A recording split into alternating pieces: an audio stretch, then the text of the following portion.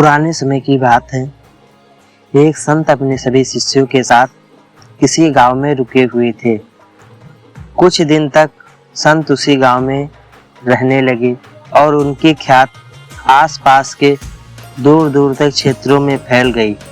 अब उसके प्रवचन सुनने और दर्शन करने के लिए दूर दूर से लोग आने लगे। ये देखकर उसी गांव का अन्य एक पंडित बहुत परेशान हो गया। उसे लगने लगा कि इस संत की वजह से मेरे भक्त कम हो जाएंगे, मेरा जीवन यापन कैसे होगा। पंडित ने संत का दुष्प्रचार करना शुरू कर दिया। वह लोगों के सामने उस संत की बुराई करता था। एक दिन संत के शिष्यों को ये सारी बातें मालूम हुई तो वह बहुत गुस्सा हुए और सभी शिष्य अचानक अपने गुरु के पास आए और उनको सारी बातें समझाई।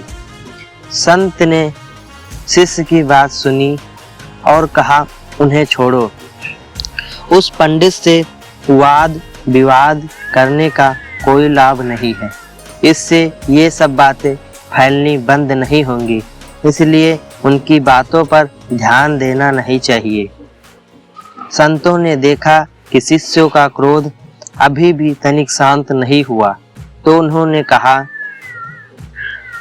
कि जब जंगल का हाथी गांव में आता है तो उसे देखकर सभी गांव के कुत्ते भौंकने लगते हैं, लेकिन हाथी पर इसका कोई असर नहीं होता।